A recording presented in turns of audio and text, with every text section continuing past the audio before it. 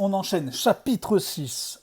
Alors dans le chapitre précédent, Duncan, il est chaud patate et il commence un petit peu son enquête pour savoir qui pourrait être le professeur ou le personnel de l'établissement qui pourrait être un extraterrestre. Alors il demande à son frère, et son frère lui dit que dans l'établissement, il y a 4 personnes qui viennent d'arriver et qui n'étaient pas là l'année d'avant. Le principal adjoint, Peau de Vache, la prof de cuisine, Betty Lou Carpou, Andromède Jones, la prof de physique, et, j'en oublie un, Monsieur Black, le prof de maths. Et Duncan, là, il est pile poil dans un cours avec Andromède Jones, la prof de physique. Et Duncan, il a aussi, pour éviter de se faire pincer le lendemain pour avoir tiré le signal d'alarme, il a décidé d'utiliser le gant de l'extraterrestre. Il a vu qu'il y avait un petit trou, donc il a mis un pansement. Les ongles étaient trop propres, donc il les a un petit peu noircis. Et la main, au début, elle s'est carrément thermo-forgée sur sa main. Et elle a même changé de couleur pour adopter la couleur du reste de son corps, quoi. Et, malheureusement, pendant un des premiers cours, eh ben, la main elle a commencé à se désintégrer. C'est-à-dire que la peau commence à partir en lambeaux et ça remonte sur le poignet et tout, c'est un peu dégueulasse. Donc, il était un petit peu obligé de la cacher. Chapitre 6, la main passe. Je me mis à tirailler les petits lambeaux de fausse peau autour de mon poignet, espérant parvenir à m'en débarrasser avant que la cloche ne sonne. Mais je n'eus pas le temps de terminer l'opération. Au beau milieu du cours, le téléphone mural sonna. Mademoiselle Jones alla décrocher. Elle écouta un instant, puis se tourna vers moi et dit « C'est pour toi, Duncan. Monsieur Ketchum désire te voir dans son bureau. » J'avalai ma salive. Non pas que ce genre de convocation me soit inhabituel. La secrétaire de notre ancienne école répétait volontiers qu'elle me voyait plus souvent que ses propres enfants. Elle disait aussi que si jamais je réussissais à être admis au collège, elle accrocherait une pancarte commémorative à la mémoire de Duncan Dougal, à la chaise sur laquelle j'attendais généralement que le directeur me prît d'entrer. Hélas, M. Ketchum semblait bien plus coriace que notre vieux directeur, et il me détestait déjà cordialement. Mon ambition de faire des efforts cette année fondait comme neige au soleil.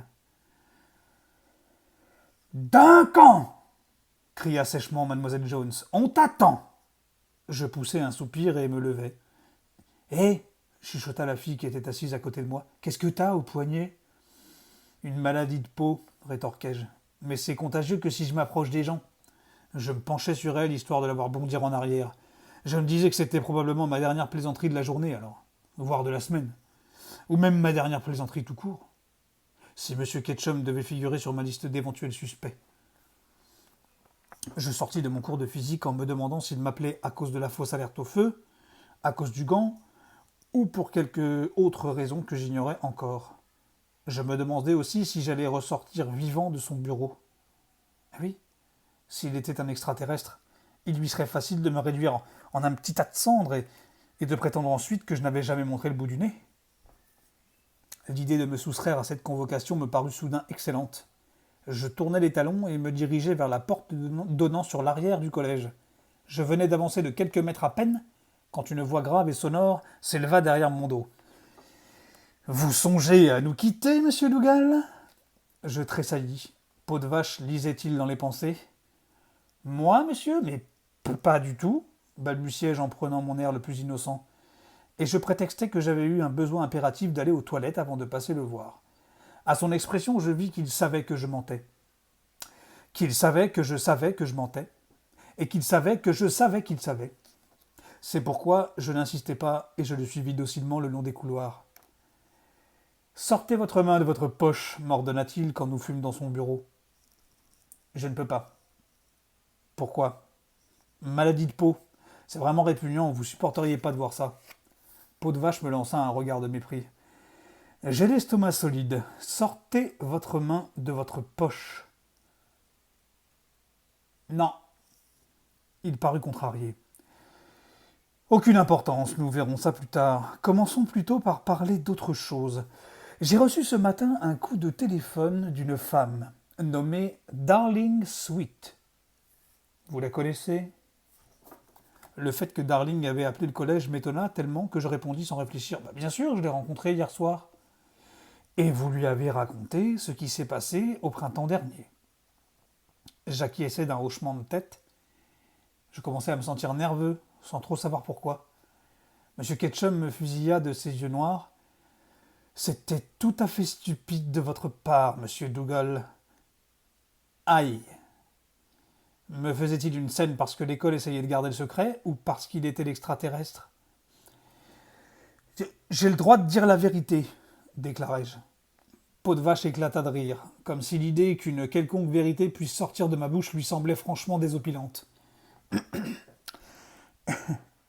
Personne ne vous conteste ce droit, monsieur Dougal, mais quand vous répondez des sornettes abracadabrantes à propos de mains masquées et d'invasions extraterrestres, que devient votre conception de la vérité? Ça me rendit furieux. À vous appeler ça abracadabrant? M'écriai-je en sortant ma main de ma poche et en la brandissant devant lui. Non, répondit M. Ketchum, j'appelle ça de l'encre rouge. Et cette encre désigne quelqu'un qui a déclenché une fausse alerte.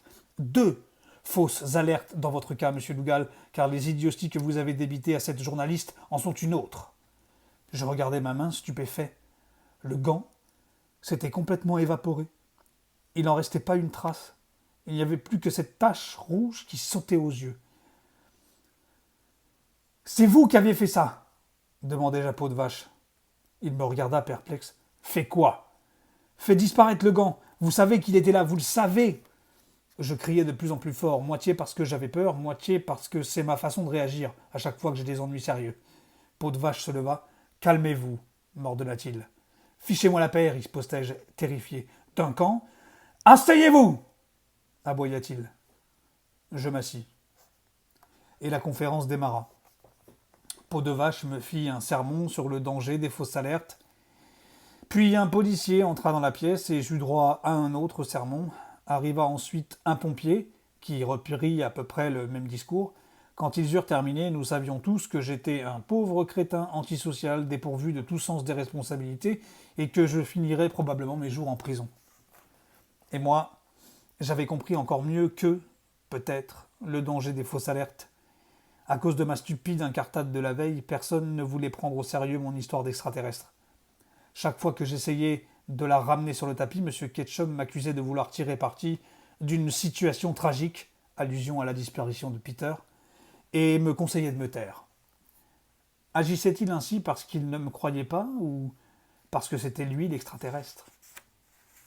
Après en avoir terminé avec les autorités policières et le corps des sapeurs-pompiers, M. Ketchum fit entrer ma mère. Elle pleurait, ce que je déteste, et me demanda pourquoi j'avais agi comme ça. Ce à quoi je fus incapable de répondre parce que je l'ignorais moi-même. Elle ajouta ensuite qu'elle ne savait pas comment mon père allait prendre la chose.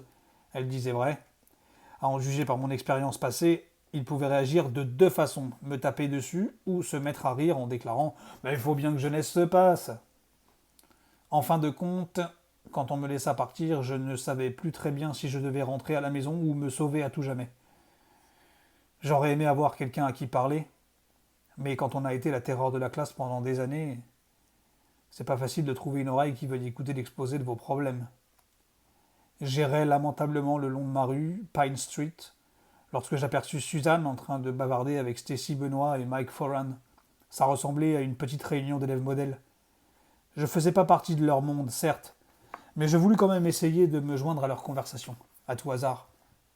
C'était stupide de ma part. « Eh, voilà fausse alerte !» dit Mike en me voyant approcher.